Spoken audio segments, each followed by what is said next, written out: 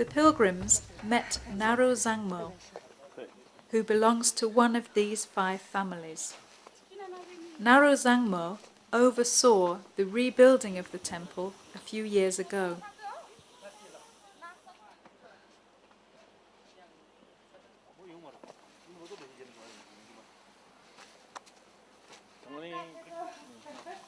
When she opened it up for Geshe party, they were dismayed to see the sorry state of so many holy objects.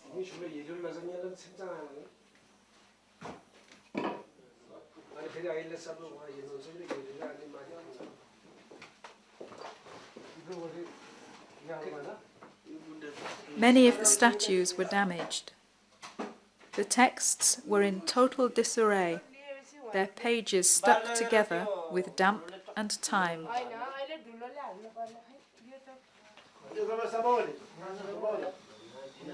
Undaunted, the team set about restoring order, cleaning the texts, wrapping them in clean cloths, and stacking them respectfully on the altar shelves.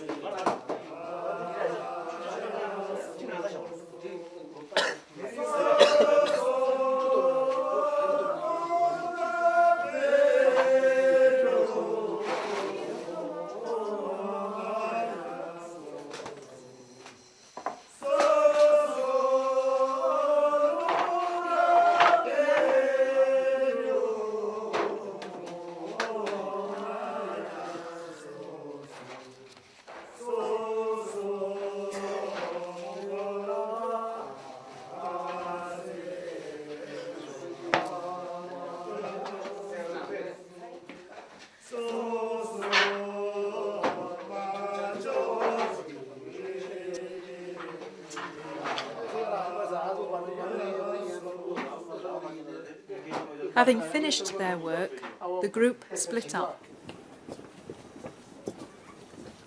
The Lubra yogis went back to their village to prepare for the annual Dujab ceremony, an elaborate and festive ritual for the removal of obstacles and to call fortune. Meanwhile, Geshe Gelek and his companions headed back to Jomsom, the district capital of Mustang.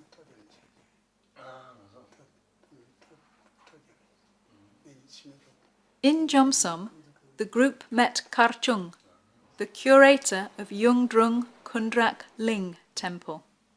He kindly opened the temple for them. Yungdrung Kundrak Ling was founded by Lama Tempa Gyaltsen Rinpoche, who originally came from Tibet in the last century. The temple was filled with beautiful clay statues of the major deities of Bönpo Tantra, and Geshe Gelek and his companions were very pleased to see they were in such good condition. The group then went to circumambulate the nearby Tini Yungdrung Gompa.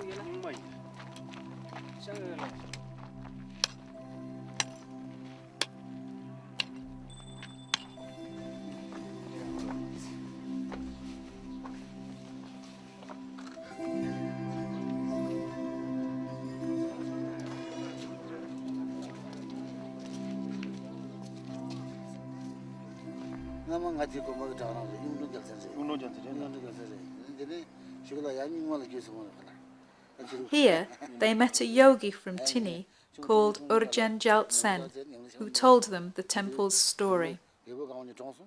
Originally a Bönpo Gompa, this temple is now shared by Bönpos and Nyingmapas. When Urgen Gyaltsen was young, all the villagers had followed Bön, but gradually the knowledge of Bön declined as there were no longer any Bönpos able to perform the rituals.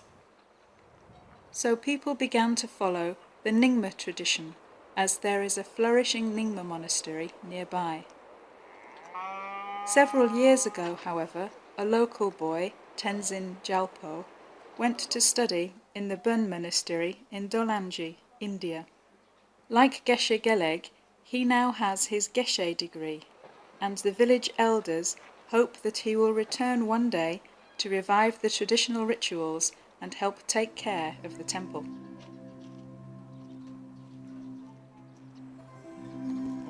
From a viewpoint above the village, Geshe Gelek and his friends looked out over the ruins of the royal palace of Gyalpo Chensumpa, the king of Tini. He was the principal sponsor of the great Dzogchen master, Lubragpa Yangtung Tashi Gyaltsen, from the Shangshung Nyenju lineage. When Tashi Gyaltsen arrived to Lower Mustang, the king of Tini offered him land and properties for his spiritual center, which grew into the village of Lubra. Geshe Gelek's party have finally returned to Lubra to join the Dudyab ceremony at the request of the yogis, lamas and villagers. The ceremony is to be held in Yungdrung Puntsok Ling Gompa. That's the focal point of the local community. When Geshe Gelek's party arrived, they sat with the yogis, who were relaxing, drinking local barley beer and talking about the preparations for the ritual. They were very happy and joyful, joking and teasing.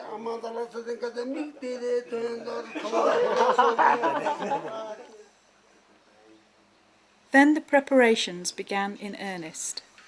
A whole day was devoted to fashioning extremely intricate and elaborate butter decorations for the Torma offering cakes. The Torma cakes themselves were made, and the decorations were fixed onto them.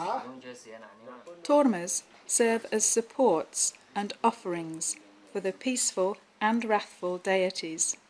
One very particular feature about these tormas is that a ball of woolen thread is placed inside each of the two main ones, while some of the guardian tormas are bound with woolen thread. At the end of the week-long ritual, the tormas are divided and shared out among the villagers. The woolen thread is divided among them too, and it is considered a very strong protective amulet. Normally, a torma would fit on a plate, but these ones, made by the yogis here in Lubra, are immense, and so it takes 3 people to lift them carefully into place on the altar.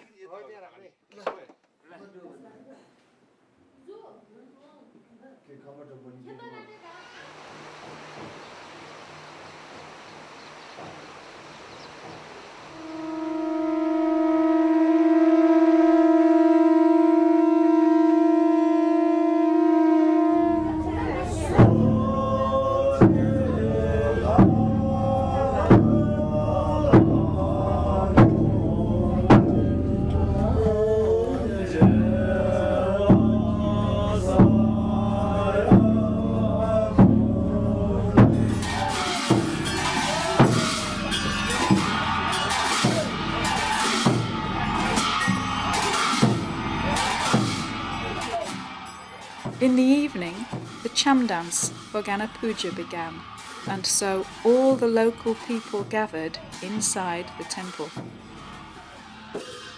The villagers believe that upon successful completion of the Dugyab ritual, all obstacles for the coming year, such as natural disasters, diseases, famine and armed conflicts, are removed, and timely rain, long life, good fortune and prosperity are all ensured.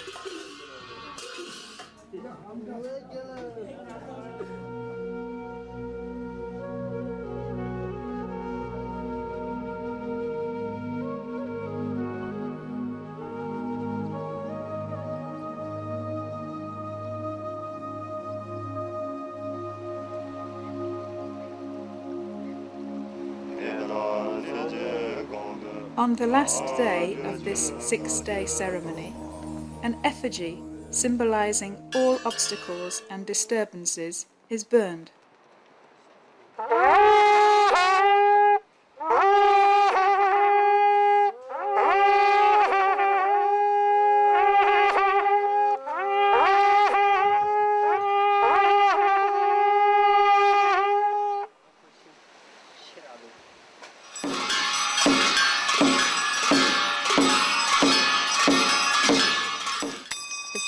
is kindled with wood, sesame oil is heated in a pot, and then alcohol is added, sending out a dramatic spurt of flames.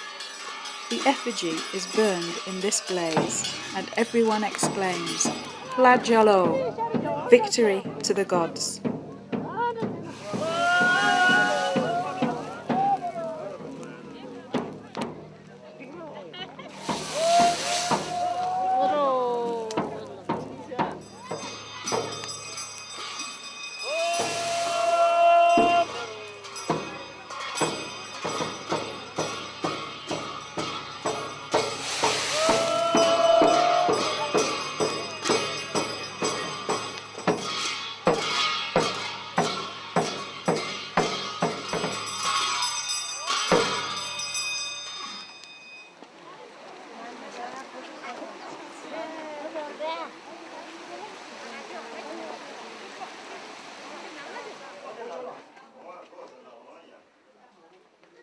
Then everyone receives blessings from the De, a ritual construction symbolizing the mandala of the divinities.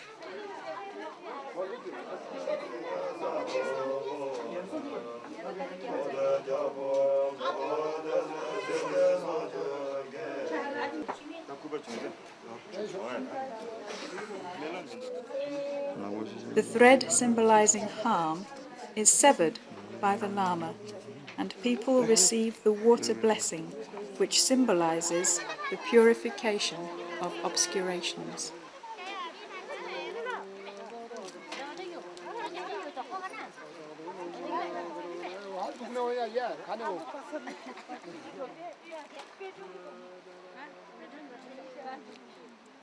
At the very end of the ritual, the ransom and the dur, accompanied by the cham dancers, are brought to the river and burned.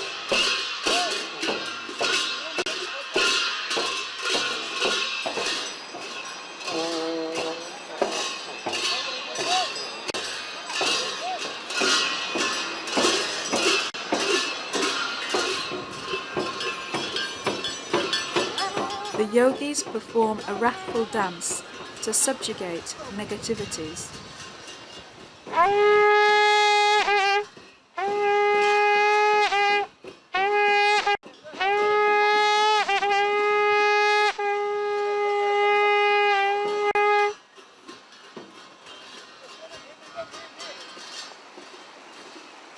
Then they return with the Lama to the Darchen, the main flagpole, where they upturn the base of the dur and perform the last wrathful dance to completely subjugate any negative energies which may have remained.